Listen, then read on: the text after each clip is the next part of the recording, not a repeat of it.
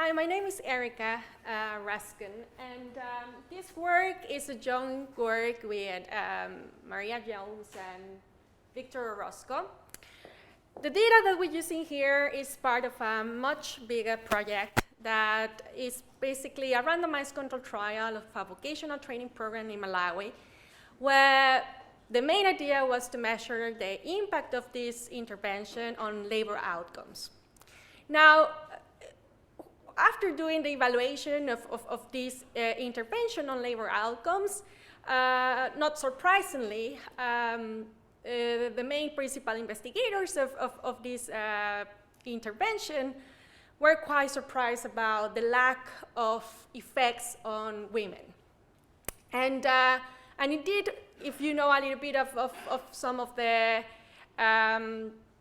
studies about vocational training programs, there's still a very inconclusive effect of this type of interventions on females versus males. And indeed, in most of the cases, it's very rare to find or to have a randomized control trial of this type having both women and men intervene. So we look at this randomized control trial data in order to explore a little bit a more nuanced question, which is what sort of unintended consequences this type of intervention could have had or had on women and men, in particular on fertility outcomes, childbearing, and HIV testing and transactional sex. So the outline of my presentation is pretty much, I'm gonna just explain a little bit more about the motivation of this study, our contribution. And if you get bored after 10 minutes of my talk, I'm gonna give you a brief summary of the main findings. Afterwards, I'm gonna try to share with you some of the thoughts that we have in order to explain why these type of interventions are not only important for labor market outcomes, but also for non-labor outcomes, such as I said before, fertility and sexual outcomes.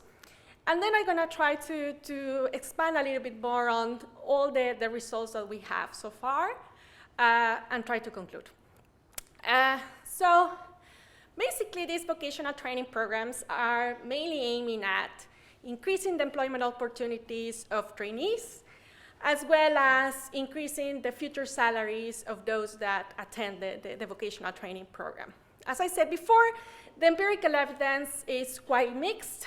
In one side, we have people like David Card and colleagues, Pablo Ibarreran and other colleagues, showing that in general, they don't find effects on employment, and there are very modest effects on earnings, both of them working with Dominican Republic data, whereas we have people like Horacio Tanasio and other colleagues indeed finding very large effects on wages and employment opportunities in several Latin American countries. I should emphasize, as I said before, in most of the cases, these kind of vocational training programs are either looking at females or males. It's very rare to find a randomized control trial of this type having an intervention of on both women and men. We just know one study, which is the one of Rafael Novella and Laura Ripani, where they look at some of the effects of a vocational training program in Dominican Republic that has been recently in the field on teenage pregnancy. So far, as I said before, we try to use this vocational training program to explore how hard the skills, which is what we call the vocational skills that you get from this vocational training intervention, can matter for our variables of interest. But in addition, we explore how a behavioral component, which is an inspirational talk, can boost the effects of this vocational training program. So as I said before then, so the hard skills that we say, or that we use in here as the skills that are obtained by the vocational training program is just those business skills, entrepreneurship skills that the vocational training by itself try to boost on young people. And the soft talk is an inspirational talk of 20 minutes.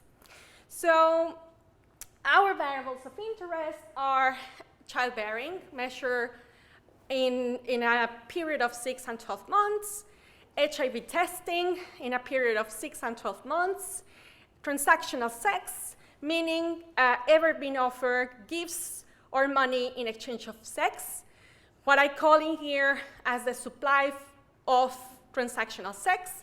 We can discuss a little bit more about this. There's a lot of literature about why not necessarily this is a supply or a demand point of view, but I will explain later some of the mechanisms why we believe there's a supply and demand transactional sex happening in here. And by using a question of ever offer a gift or money in exchange for sex, we define the demand for transactional sex. So in the paper, we also explore some of the potential mechanisms that could have affect our outcomes of interest, such as several psychological well-being indicators. I don't discuss this type of psychological well-being measures in my presentation, but you can find them in our preliminary draft of the paper. So if you're already bored, so let me just summarize our main findings, okay? So what we find is that hard skills are more influential on the 3 outcomes, childbearing, HIV testing, and transactional sex, than soft skills, the inspirational talk. However, this soft skill boosts the effect of the vocational training program on adolescent populations, in particular for childbearing and HIV testing. So in the overall, these inspirational talks are more salient, more important for adolescent population than for young population, meaning adolescent population under 20, between 14 to 19 years old, and young people between 20 to 24. So what we find is that for those around under 20 are more sensitive to inspirational talks than the young population. And as I said before, even though the randomized control trial of this vocational training program aim at affecting labor market outcomes for both women and men, we observed that even though the effects of this vocational training program on labor outcomes for females were not massively affected by this program, we do observe a massive effect on childbearing, HIV testing, and even transactional. Okay, so what hard skills may matter for our 3 outcomes of interest? Well, first of all, if these hard skills are good enough for improving the human capital of the trainees, then we will observe that there's an increase of the opportunity cost of early childbearing, as well as there will be an increase of the opportunity cost of being involved in risky behavior. But for transactional sex, we may believe that there might be 2 opposite directions. So one is, if these hard skills increase the human capital of the trainees, then the wages of the trainees may increase also in the near future and probably also in the long term. And then if we believe that these wages are increasing, then this will increase the purchasing power of the trainees.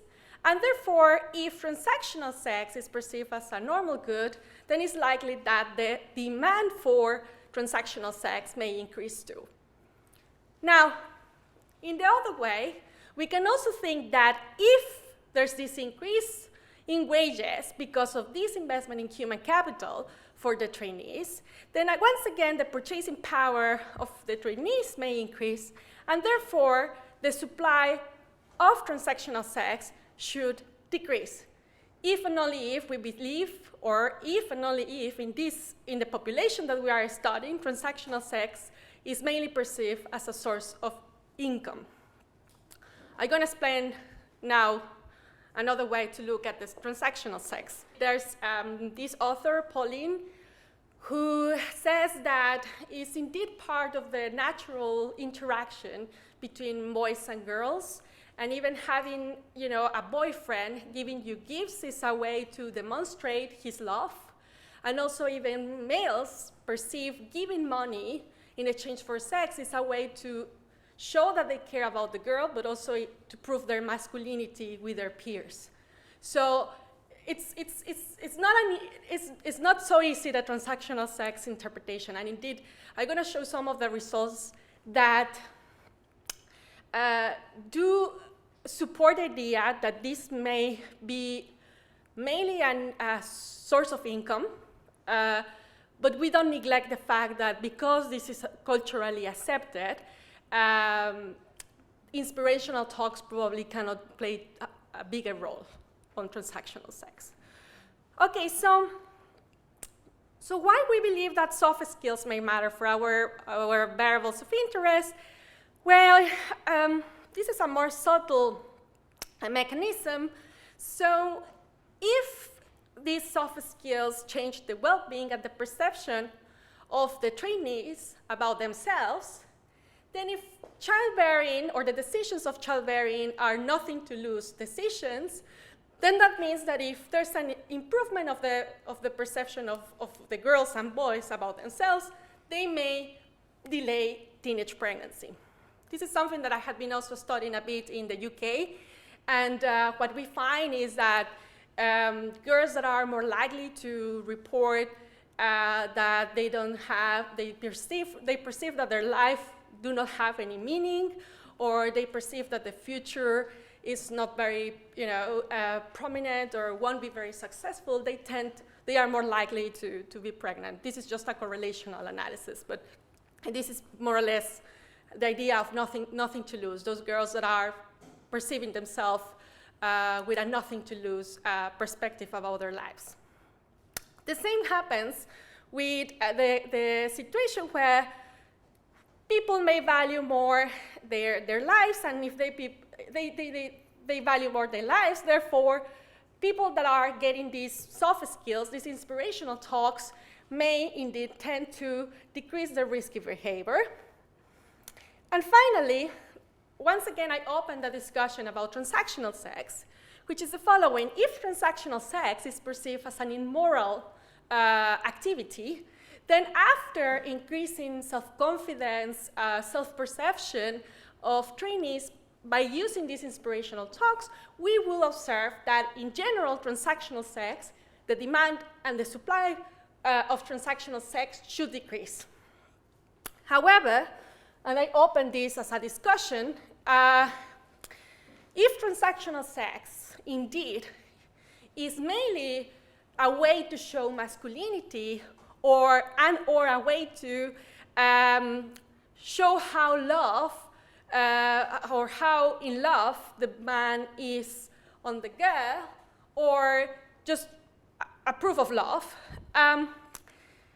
the effect of these soft skills are, quite ambiguous, because it may increase transactional sex by increasing the self-confidence of people, but we are not sure about how this can play with our story. I'm going to show you some of the findings.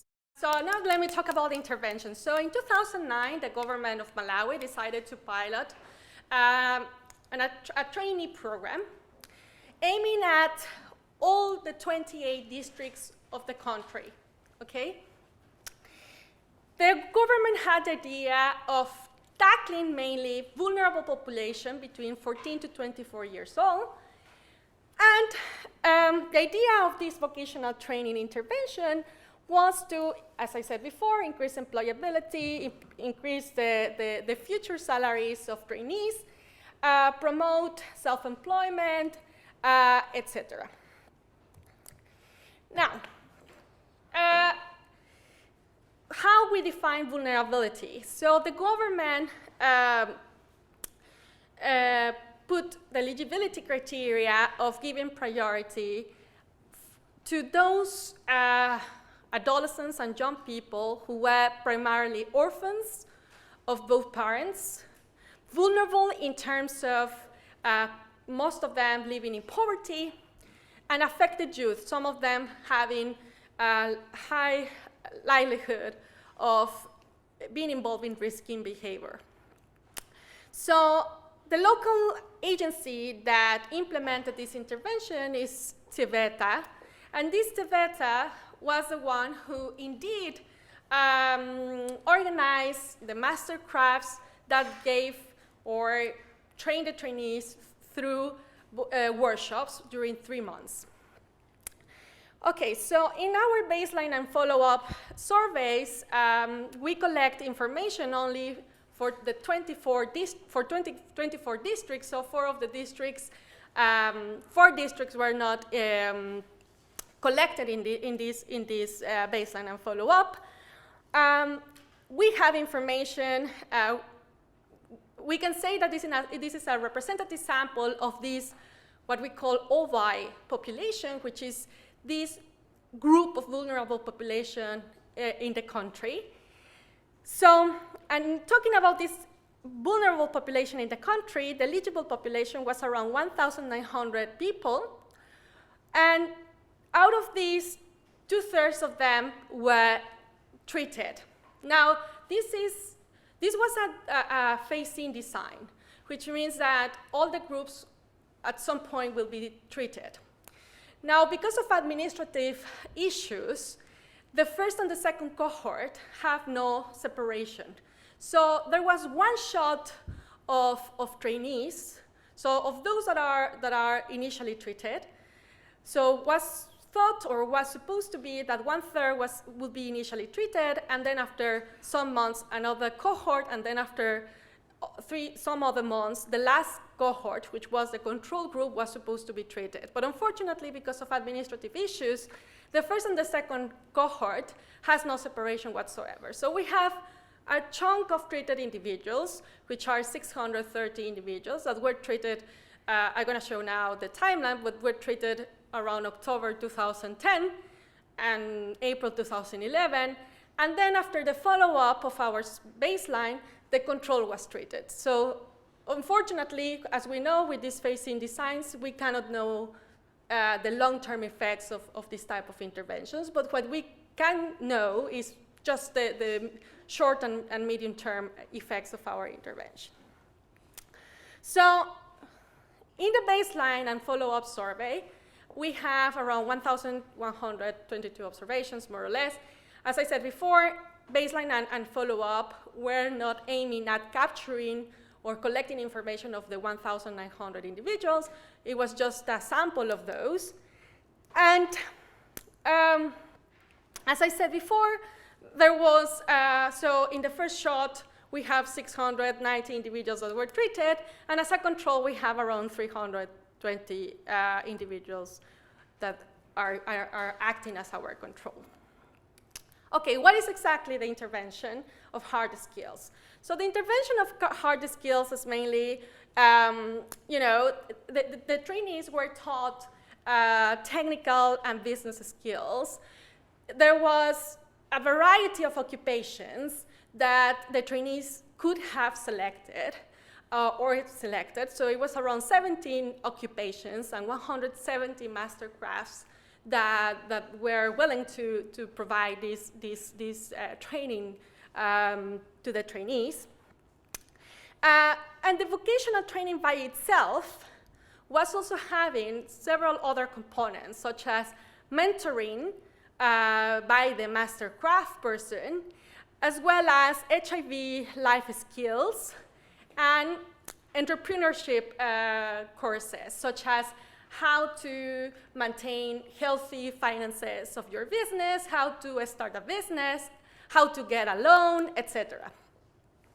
So the cost of this intervention, as you may know, vocational training programs are very expensive. So the average cost per person was about $1,000.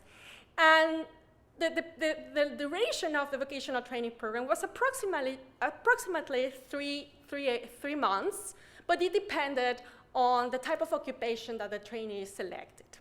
Yes, the aspirational talk is mainly for building confidence and self-esteem but mainly related to starting a business, to feel confidence about getting a loan, etc. We do have other sort of well-being measures, such as feeling happy or feeling that your life has improved and so on. We do observe that there are some effects of the program on these psychological well-being indicators.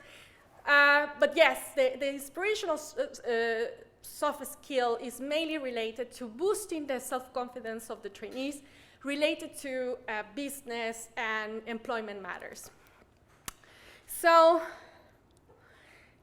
I'm going to explain a little bit more about the experimental design, but I'm going to start telling you a little bit of the truth. So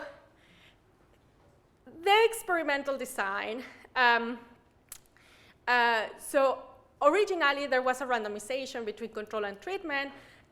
Treatment meaning vocational training program. So there, at the beginning, there was no randomization between control, vocational training, and inspirational talk. This is an issue, and I'm going to talk about that. But half of those that were already participating in the vocational training program were selected for the pep talk, for the inspirational talk. Okay? So there's a little bit of selection in here, of course, because we are talking about the randomization of the two arms of the intervention was not done at the beginning for the two arms of the intervention. So first of all, and I'm going to explain that, I think, in here, what had happened is that after identifying the eligible population, which are these OVI population, there was this randomization between control and vocational training participants. Indeed, the balance of control and vocational training, I'm going to show it later, is pretty much perfect. However, once the trainees were already participating in the vocational training, there was a second randomization of those people, and then 50% of them got the inspirational talk, and the other 50% just continue having the vocational training without this behavioral add-on. Okay? Of course, if we have the ideal world of no attrition, no dropout, then this wouldn't be an issue. But it is an issue because we are talking about a self-selected population that decided to participate in the vocational training program, and therefore from there we got a randomized group for getting this additional inspirational talk. So we're going to talk about some of the ways that we deal with this. Okay, so as I said before, so this is more or less the timeline. So what is happening in here is that in January, April 2010, there's an identification of beneficiaries or eligible population. And then few months afterwards, there is the baseline survey where we have a very rich battery of sociodemographic characteristics, psychological well-being measures, sexual outcomes, income, assets, etc. And then some months afterwards, the idea was to get the vocational training closer to the baseline, but again, there were some administrative delays. So we had the vocational training happening between October 2010 and April 2011. And then we have the inspirational talk. There's a typo here. So the inspirational talk covered January to April 2011. And then at the end of the inspirational talk, then there are a few months afterwards for the collection of the follow-up data.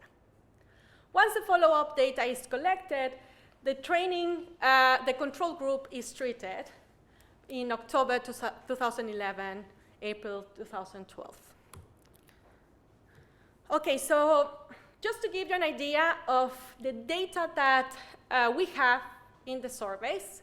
So based on the data that we have in the survey, this is more or less the concentration of treated individuals based on the number of eligible population. So this is just the proportion of treated individuals with just the vocational training program to, so that's the proportion of the eligible population getting the vocational training program, and this is the proportion of eligible population getting both treatments across the country.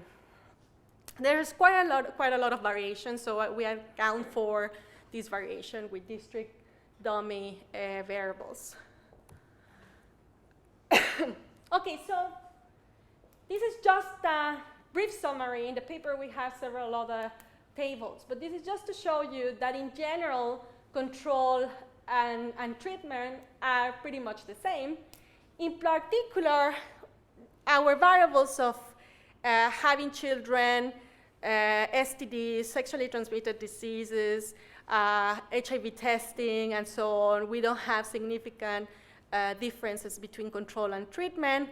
We do have one of the variables here, which is significantly different between control and treatment, but in the overall, we have a pretty good balance between control and treatment. So we are quite sure that's pretty well done. As I said before, life is not perfect, so we have attrition, we have dropout. And indeed, the main paper that is exploring the labor outcomes has a deeper discussion about dropout behavior. In our paper, we do not distinguish between attreaters and dropouts.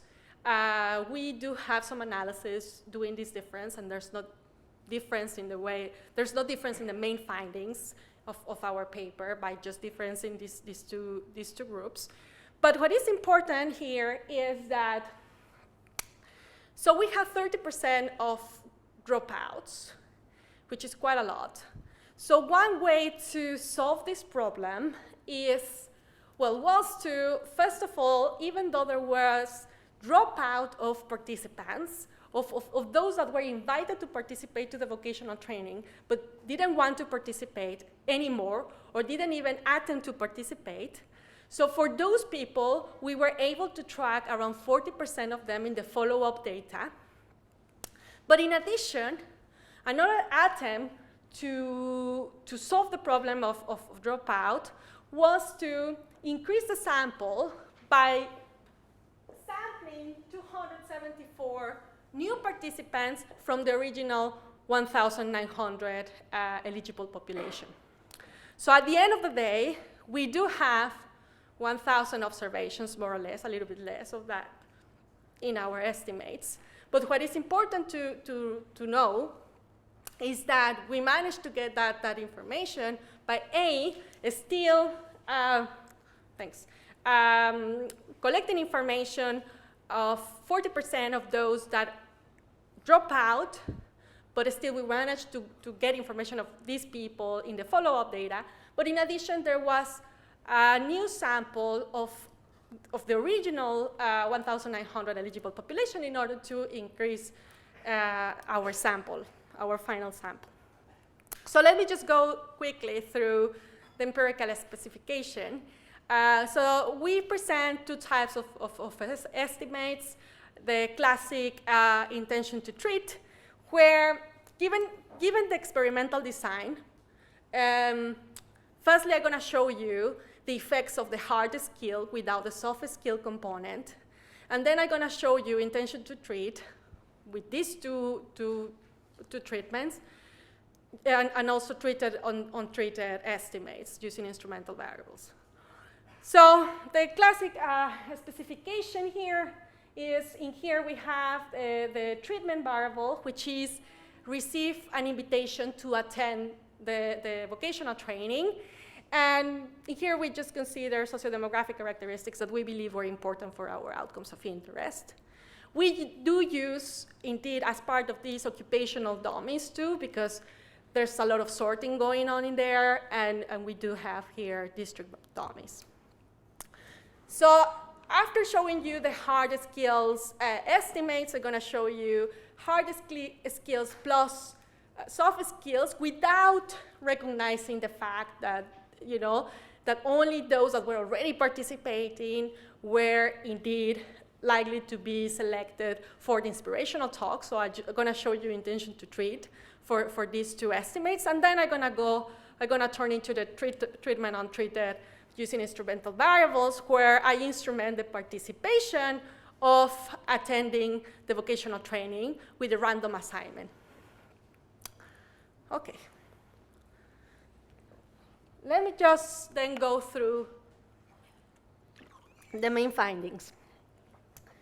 Okay, so in the paper you will see the overall population estimates and as well as the women and men partition of estimates. So in here I'm just going to show women and men in most of my tables. And what we observe in here is that women that receive an invitation to the vocational training program are less likely to become a mother than the female control group. And indeed, the effect is pretty much around 40%, 50% of the baseline probability. There's no effect on men. And indeed, we will expect something like that, right? Because if the argument of human capital investment is reflected into these hard skills, then we will believe that the opportunity cost that is increasing is the opportunity cost of females and not the opportunity cost of males that will deter childbearing, right?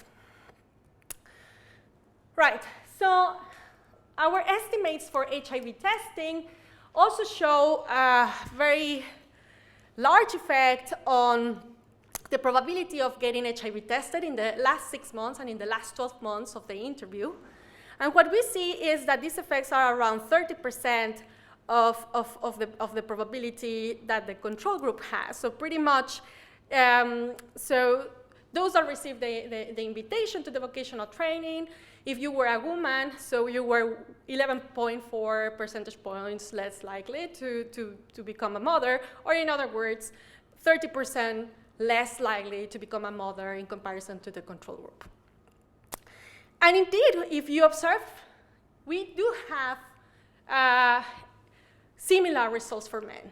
And this is really, important and surprising, because regularly we are able to do this kind of analysis only for females or for a very sort of a small proportion of females.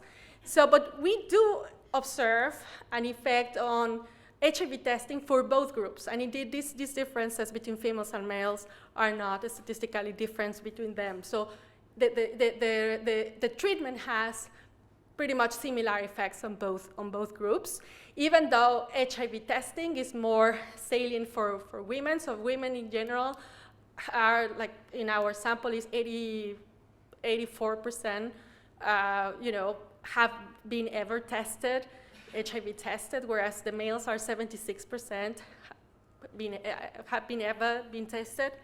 But this is a very sort of interesting result.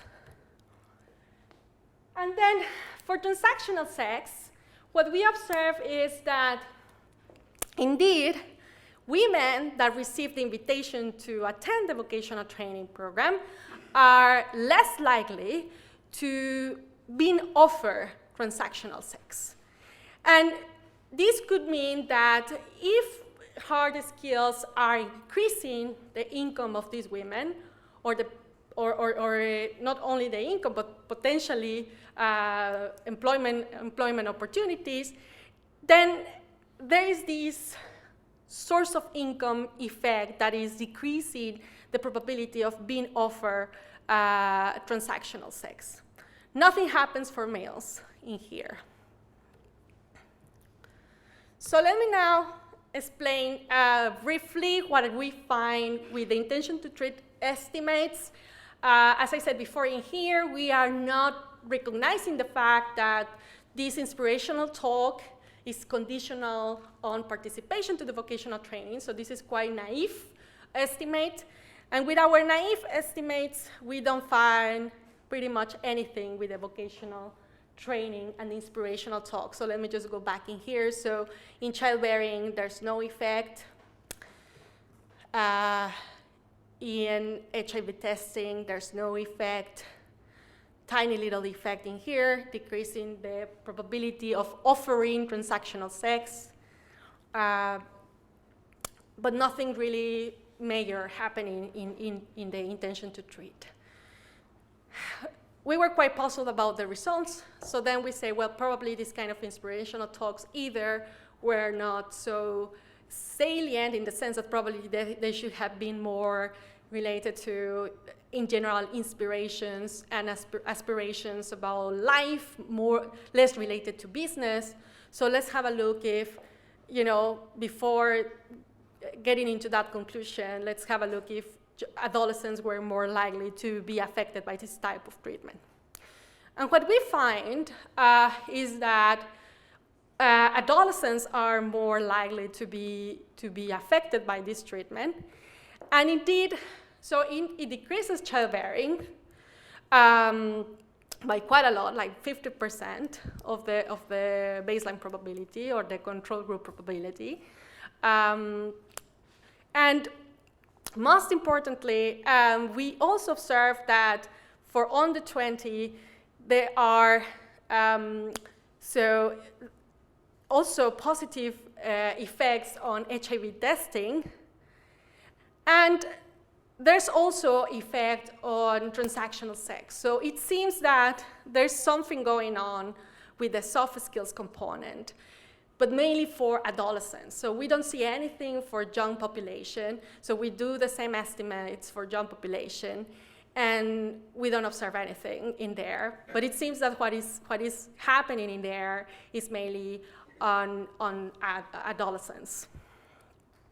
So let me just almost finish my presentation by just showing you IV estimates. So these are treated untreated estimates. And what we observe here, so in here I just selected few outcomes. So the first column is childbearing, the second column is HIV testing, third column, transactional sex being offered to you, and in the fourth column is transactional sex offered. So the person offered transactional sex to someone. And what we observe in the IV estimates is that these are IV estimates for the adolescent population. I'm doing it for the adolescent population because that's where we observed that most of the story was going on for the soft skills. So, and what we do observe is that soft skills matter for childbearing, once again, for adolescents. So this decreases childbearing quite a lot. But in addition, there's like a reinforcement effect happening for HIV testing. So attending the vocational training is increasing by 14 percentage points the probability of getting tested, but indeed the soft skill reinforces this effect, which is very, very, very surprising, and it's kind of interesting. So it seems that even though this inspirational talk was for only 20 minutes, quite cheap, it makes a difference. It makes a difference, at least we can see it for adolescents. And interestingly, once again, the TOT shows that attending the vocational training decreases the probability of being offered transactional sex, meaning the person was offered a gift or money in exchange for sex, but we observe that inspirational talk has a positive effect on this. This can be something that is related to self-confidence. I don't know, I open to the discussion. I know that some of the people in the audience were with this type of outcomes. My understanding of this is that definitely we are observing a human capital investment effect, and therefore a source income effect with the vocational training attendance. But it seems that inspirational talk may impact positively in this kind of outcome because it's also boosting self-confidence and self-esteem as we do it in the psychological well-being. So my time is up, but let me just finish with three messages here. So yes, hard skills are very influential, and I think we need to continue designing this type of interventions. We need to open the window for not only looking at labor outcomes in females, but also we need to look at fertility and sexual related outcomes for females and males, because these type of interventions are increasing human capital investment and very likely self-esteem. And most importantly, we need to differentiate different types of population that we are looking at. This is not very surprising, given that we know that adolescents are more influenced by peer effects and so on and so forth, but probably it's something that we should consider in order to boost this type of intervention with behavioral components. Thank you very much for coming.